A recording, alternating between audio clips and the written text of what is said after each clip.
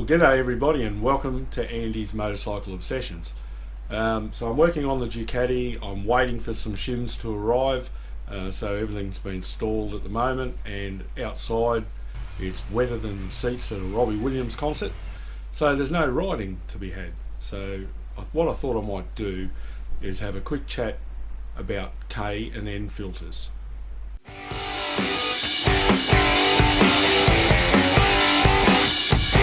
Yeah, so while I'm waiting, I thought I'd pop one of these guys into the Ducati. I have used K&N in the past and I love them, but there's a lot of hoo-ha out there on the internet about K&N filters and whether or not they're worth it and some of the damage that they can cause and all this other sort of stuff. A lot of it is coming from probably ill-informed people, if I'm honest. So what makes them so good? Well, this is the factory fitted paper element air cleaner out of the Ducati, and it's made of a pleated paper design, and the idea is that any particulates that are larger than the holes in the paper will be trapped in the filter. The only problem with that is that in engineering terms, that is what we refer to as an exercise in diminishing returns. So when you start your engine up, you've got a nice big panel area of filter and it will flow fine as intended by the factory. The only issue is that it immediately starts to clog. So all of those little pores that are meant to arrest the particles do a very good job of doing that, but over time it starts to block those holes up and the filter becomes restrictive. Now that has been engineered into the design. Most airboxes are configured to have enough surface area to cope with that to a certain degree. Where K&N are different, I think the thing I love about K&N is that they were discovered by mistake almost.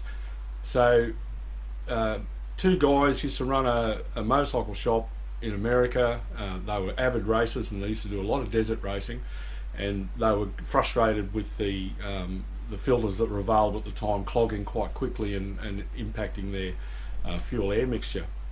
So they came up with their own design, and they used this pleated cotton, which we now know as the K&N filter, and then many other people have copied it since. But they didn't really know why it worked. So Ken Johnson, Norm MacDonald were their names, and there was a happenstance meeting between them and horsepower guru David Vizard, and David was talking to them about it. He was very intrigued about their filters, and they said, we don't know why it works, it just works. And David's experience previously, he was a bit skeptical because generally he found that filter designs either filtered or they flowed, and it was very difficult to achieve both, which is why most race cars of the day ran with no filters. And David worked extensively with NASCAR and with Baja racing and a lot of other really high-end performance drag racing, high-end performance sports, and he is a man of immense knowledge. And he also at the time had a dynamometer, engine dynamometer. Anyway, he said to K&N, I'm happy to take your product and go and test it on flow benches and engine dynos and see what we come up with. Much to his surprise, they delivered, and they delivered one of everything that they made. And he went through then sourcing the alternative filters for those applications and running a series of tests. And initially he couldn't work it out because you hold up to the light and you can see through it, and that means that there's going to be a heap of air and dirt and everything else coming through. So he actually early on decided that it must be something to do with the static charge of the filter, and they tested it and it had about a 2-volt static charge. He determined that probably in an airstream that could go as high as 20,000 volts. But those tests proved that didn't happen. So that was the static charge theory worked out. What they did was they put them on flow benches where they had static airflow, and they flowed incredibly well compared to that of a paper or a foam or any other type of element at the time. But they also let a lot of particulates through, it wasn't until they putting them in engine applications that the particulars didn't come through. They filtered down to the same sort of filtering capability of manufacturers' paper filters and foam filters, which is why K&N filters do not void your warranty. In fact, K&N have a pledge where they will stand behind their customers and will not allow you to get in between a garage or a dealership or anyone else that wants to argue that their filter has done damage to the engine or done damage to things like mass airflow sensors. So what David was talking to a friend of his at one point who was a doctor, and he was explaining this K&N filter and wondering why it worked so well in an engine application, but the static testing was quite different. And he said maybe they're like a lung, because lungs have like all these hairs all over them, and a penny dropped. So what it is the cotton strands. This is why they flow and filter. The cotton strands, if you can imagine my fingers, have lots of openings where particulates can get through. But as soon as the engine starts running, you get high velocity pulsing from the carburation, the opening and closing of the intake valve. And what that does is it vibrates. So even though I've got big gaps in my fingers now, you can't get anything through it. And that's what's happening inside a K&N filter. So instead of the dirt adhering to the pores like it does in foam and in paper and other types of filtration, it sticks to the oil on the fibres, on the cotton. That's why it filters and still allows a lot of airflow through. So the diminishing returns are much less. After extensive testing with Fram and Motorcraft and Kmart and a series of other air filters, David Vizard determined that the Motorcraft paper filter was the best flowing paper filter. Now, if you must and you feel that you want to use disposable filters, then he would recommend that the Motorcraft filter is probably the best. What he did was, I can show you a graph that David published as part of a report he was doing, a study he was doing into air filters, of a K&N air filter that is brand new versus a K&N filter that has done 80,000 miles versus a brand new Motorcraft. And you can see by this graph that the K&N filter that's done 80,000 miles still flows better than a Motorcraft brand new filter, which is the top of the line of the paper filters. So, to be honest with you, I think that if every motorsport in the world is running K&N filters, and they're running them through the Baja Desert, and they're running them around NASCAR tracks, and they're running them on bikes on and off-road, they know. Okay, they know. Not some muppet on the internet that goes, oh, it'll get oil on your math sensor. K&N again, now I need to preface all this by saying that I'm not endorsed by K&N, I'm not sponsored by K&N. I wouldn't even dare to ask them for a new filter. I just believe in their product. What K&N were very progressive and very proactive in their approach to accusations that the oil from the filter is carrying through and impacting mass airflow sensors. So they took it very seriously, and they went, oh hell, okay, maybe we've got an issue that we now need to understand and deal with. So they enlisted the help of a forensics laboratory, and what they did was they gave them a sample of their oil as a test bed, so that they had a data standard to work with, so they knew the composition of the oil and what to look for. And then as people were reporting that they were having issues with mass airflow sensors, they had them send the sensor in, and they looked at it under 5,000 time magnification, and they checked out all the sensors, and of the sensors they tested, something in the realm of about 45% of them, there was nothing wrong with them. Of that remaining percentage, there was a great deal that did have contaminants on them that were not related to K&N oil, so stuff that's come back from the induction system.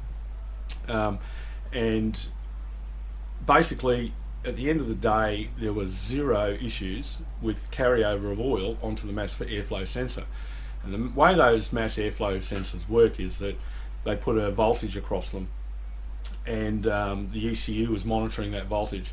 The incoming air cools the sensor, so the computer has to react and increase the voltage to maintain a set point temperature, and it uses that information to calculate airflow. So it's been proven in laboratories, and it's been proven in a forensics lab that there is no carryover of K&N oil if used correctly and applied as directed by K&N. So, like I said, they will stand behind their product. They'll stand behind their customers. They've got faith in their product. They will listen to the complaint from your dealer or your service technician, and they will help them understand where the issue may be. And 100 times out of 100, it hasn't been K&N oil. So here's my K&N filter fitted into the airbox. It's been fitted with the K&N grease as well, so it's stuck down and it's ready to start filtering. Now, most airboxes are designed, as I said earlier, to support the flow for what is required, but they can't maintain that because of the clogging nature of paper and foam elements. This thing will allow you to keep that airflow going. People will say, oh, your bike's going to lean out or your car's going to lean out. This is the airbox that's designed to, you know, that will restrict the amount of air that can go into your carburetor. Not the filter element. The filter element is doing its job, and in terms of life cycle costing, they make more sense. Yeah, they're a bit dearer to buy in the beginning, but this will last for the life of the bike. As long as you maintain it, you just need to, you know, buy the K&N or a reputable alternative cleaning kit and service them as directed, and you won't have any issues.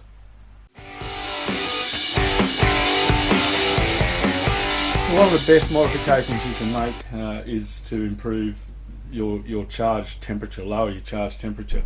Now, on a motorcycle, Ducati have recognised that. They've got the unit set up nice and high up in the cool air away from the engine heat.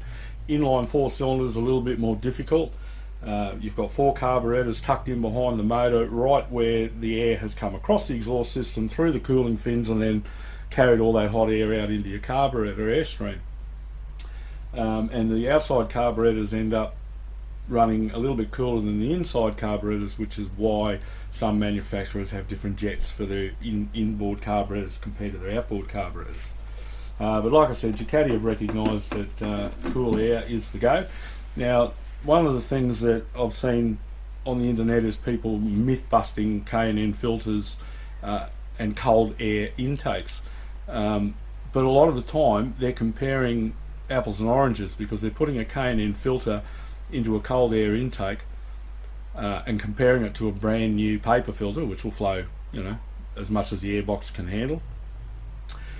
Or on the back of it, they'll have some nice shiny polished aluminium tube that's carrying the air charge into the throttle body, and that will soak up the heat that's underneath the bonnet and reheat that charge, and you will negate any gains that you've made from your cold air intake. The factory ones might look a little bit daggy, but they're made out of ABS plastic, as is this, and that has very good thermal insulating properties. So you need to be able to keep that.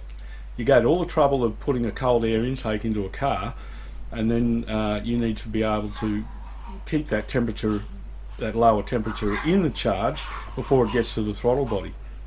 And same with carburetors. You know, you stick a nice big open air filter on top of a hot engine underneath a bonnet. You're not going to see a lot of gain. This is a good setup, and there are people that go and improve on them by opening up the top of the airbox to allow more flow and changing the jets to suit. I'm not worried about that. I just want a nice a filter that I can trust, a filter that I know is going to perform longer and better for longer, and in terms of life cycle costing, will end up being far more economical than throwing away paper filters and having a bike that's running inefficiently due to diminishing returns.